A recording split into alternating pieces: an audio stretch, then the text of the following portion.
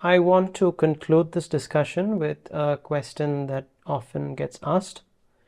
If an uninitiated beginner is interested in taking up the sacred path of Sri Vidya, what would be your recommendation on how they can begin, if there is any study and practice that is needed as prerequisites? And are there any books that you recommend for beginners? This is indeed a very important and timely question. But before I respond, I must clarify that whatever I say is entirely based on the guidance given in the Shastras and the wisdom passed down by the traditional acharyas. I will not be speaking from personal opinion or from popular modern interpretations. You see, in recent times, the word Srividya has become something of a buzzword. Many people are drawn to it, fascinated by its mystique, often without truly understanding what it is. Some imagine that merely installing a Sri Chakra at home or performing a few rituals around it will miraculously bring health, wealth, and success, as if it were a panacea for all of life's challenges. But Srividya is not a quick fix system or a tool for material gain. It is a profound spiritual discipline, a sacred inner journey that demands deep commitment, humility, and preparation. So, before a beginner embarks on this journey, it is important to understand what Srividya truly represents and what is required to pursue it with sincerity. There is a well-known verse found in the Phalashruti of the hymn Sri Lalita Trishati, Yasyano paschimam janma yova shankara swayam tenaiva labhyate vidya Srimad Panchadashakshari. This means Srividya, which is primarily the mantra japa sadhana of the Panchadashakshari mantra, is obtained only by that sadhaka whose current birth is the last, or more precisely, one who is approaching the final stage of their journey through the cycle of births and deaths, and who is destined to become one with Shiva himself. In other words, Srividya is not a path open to all. It is bestowed only upon those rare souls who are nearing the end of the endless cycle of birth and death and are on the threshold of final liberation. That doesn't mean Srividyopasana leads to instant moksha for all its practitioners. What this means is that by taking up this sadhana, one sets foot on the final journey towards Kaivalya, the return to one's true home, though not necessarily culminating in this very lifetime. This traditional understanding holds great significance in the Srividya lineage. One does not simply approach a guru, offer some dakshina, and walk away with initiation into this most sacred path. It is not a transaction nor a ritualistic formality. Srividyopasana, especially the initiation into the Panchadashakshari mantra in Samaya Marga, is a gift that can only be granted by the Guru when there is divine sanction. Even the Guru himself becomes an instrument of the higher will. Parameshwarya kripaya Srividya samprapyate yatha garbhe patatyatma na manusha yatnatah. Srividya is attained only by the grace of Parameshwari, just as the soul enters the womb not by human effort but by divine will. This analogy is profound. Just as the descent of the soul into the womb is not something that can be engineered or forced by human effort, so too is the descent of Srividya into one's life an unfoldment guided by divine grace. No amount of learning, effort, or aspiration alone is sufficient. There must be a deeper readiness, an inner maturity, a divine ordainment for this sacred knowledge to take root. Janmantara suhrudenaiva paravidya labhyate. Paravidya, this supreme vidya, is attained only by accumulated merits of past lives. Thus, in the Srividya tradition, initiation, that is, Diksha, is seen not as a beginning, but as the culmination of countless lifetimes of inner evolution. It marks not the start of a journey, but the moment when the journey turns inward towards the self, towards Shiva, who is in Samarasya, perfect union with Paradevata. Therefore, it is the sacred duty of the preceptor to carefully choose a worthy disciple, for only then can the lineage continue in its true spirit. The proper transmission of the sampradaya or parampara depends entirely on this crucial responsibility. In his introduction to Tripuropanishad Bhashya, the great Sri Bhaskara Raya affirms thus: Yesham tu bahushu janmasu purvakandokta karmanusthana vashat chitta paripaka vishesho drudho drishyate tadrushan prati tu samyak parikshya svabhumika shanaihi prakashaniyaiva anyatha sampradaya vicheda pattehe. That is, those beings who over many janmas, several births, have faithfully performed actions rooted in dharma as defined in the Vedas and other scriptures, thereby attaining mental refinement, chitta paripaka, and as a result of that, develop a deep faith in the path of upasana, along with a firm desire to accept and follow it. Such devoted aspirants must be carefully examined and tested, and then gradually instructed in the method of upasana with clear explanations of its subtle intricacies by a qualified teacher. Only when Srividya is revealed in this manner can the tradition grow and thrive through an unbroken line of disciples. Anyatha sampradaya vicheda apatehe. If this is not done, the tradition will quickly deteriorate and fall into decline.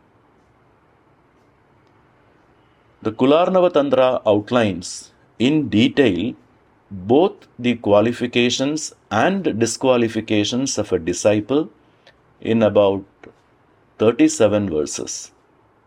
It even devotes an entire chapter titled Guru Shishya Lakshanam, exclusively describing the essential qualities required in both a Shishya and a Guru, disciple and the preceptor. Kularnava Tantra states, Anarhe kulavijnanam na tishtati katachana tasmat parikshya vaktavyam kulajnanam mayoditam. That is, if the knowledge of kula is imparted to those who are unworthy, it will not remain in them. Therefore, even if someone appears to be an excellent disciple, only after conducting thorough tests and careful observation, and only when fully satisfied with the disciple's qualification, can the secret knowledge of kula, that is the initiation into Srividya, be passed on. There are many qualities and requirements expected of a guru as well. Again, Kularnava Tantra says, Swayam acharate shishyan achare sthapayatyapi achinotiha shastrarthan acharyastena kathyate. That is, one who practices himself, makes his disciple practice, and explains the subtle meanings of the principles taught in the scriptures, such a person is called an acharya. An Acharya is not just someone who teaches by words. The true meaning of an Acharya lies in the depth of their own practice and their ability to guide others with clarity and authenticity. First and foremost, a guru is someone who follows the path personally, practicing the disciplines, rituals, and inner contemplations as prescribed in the scriptures. They don't simply speak about spiritual truths, they live them. But that alone is not enough. A true guru also ensures that their disciples follow the path sincerely. They provide the right instructions, the necessary discipline, and the right atmosphere so that the disciple too can grow in the path. This includes both outer observances and inner transformation. And most importantly, the guru does not just repeat what the scriptures say on the surface. They have realized the deeper, subtle meanings hidden in the words of the Shastras, and they are able to explain those meanings clearly to the disciples in a way that is not merely intellectual, but which transforms the seeker's understanding and experience. And I agree, it is extremely difficult to find a guru of this kind in today's changed world conditions. So, in short, a guru is one who walks the path, guides others to walk it, and unveils the subtle truths of the scriptures with experiential insight. That is why a guru cannot initiate just anyone who shows interest. The responsibility of giving Diksha, the initiation into Sri Vidyopasana, is not something casual. A true guru must choose a disciple not based on how much he has read or how intellectually brilliant he is, but based on his inner maturity and readiness for the path. Without carefully observing and examining these inner qualifications, the guru cannot and should not make that decision. Because this is not a short or a superficial journey, it is a deep and lifelong path, and the guru must take full responsibility for guiding the disciple every step of the way.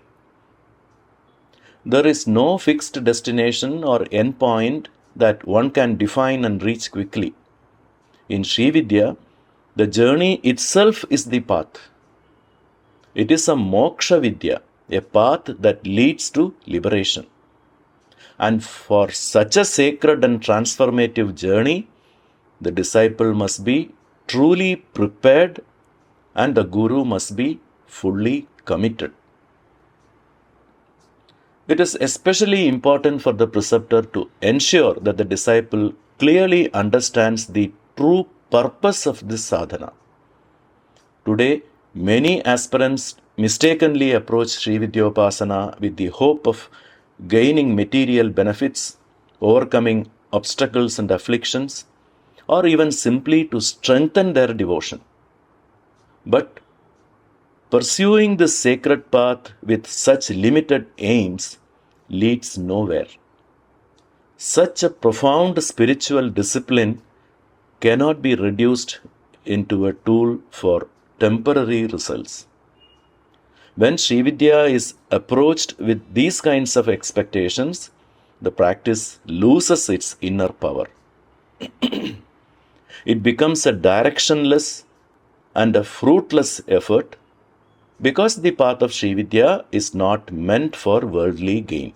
It is meant for inner awakening and liberation. For anyone who begins to feel a strong attraction toward seeking initiation into Sri Vidya, the first and the most essential step is deep self-examination. One must sincerely ask, what is truly drawing me towards this path? Is it pure longing for liberation, or is there some subtle desire, perhaps for power, recognition, or mystical experiences hiding beneath the surface? Again, I repeat, Shri Vidya in its essence is a Moksha Vidya, a sacred discipline that is exclusively aimed at the attainment of the highest liberation. Therefore, it is vital that the aspirant honestly examines whether there is any other intention lurking within, however noble it may seem. Any aspiration that falls short of ultimate liberation is considered Siddhi Pipasa, a thirst or desire for attainments or supernatural powers, and such yearning is viewed by the teachers as an obstacle to real progress. Let me quote an old verse here. Mokshaika sadhanam vidya Sri Vidya paramarthatah ध्यायेत सुस्थिर भावेन त्यक्त्वा सिद्धि पिपासितां कुटिलं सुगति भ्रंशं साहंकार सुशोभितं अनर्थदायकं सर्वं महापतन कारणम. The meaning of this verse is like this: the path that leads to liberation in the ultimate sense is none other than Sri Vidya, Moksha Vidya, Mokshaika Sadhanam Vidya. The great masters have strongly emphasized the need to continue mantra sadhana with a steady and unwavering mind, with susthira bhava, while giving up the craving for siddhis. Such cravings can lead to crooked motives, cause a fall from the right path, sugadi bhramsham, intensify the ego, give rise to numerous inner obstacles, and ultimately result in spiritual downfall. Anarthadayakam sarvam mahapadana karanam. With this understanding firmly in place, one should continue with whatever spiritual practices they are already following with humility, sincerity, and steadiness. In due course, by the grace of Paradevata, one will be gently guided to the right teacher when the time is truly ripe. This is all that I can offer in response to your question. As I mentioned, it is based strictly on the authority of the scriptures and the teachings of the ancient acharyas.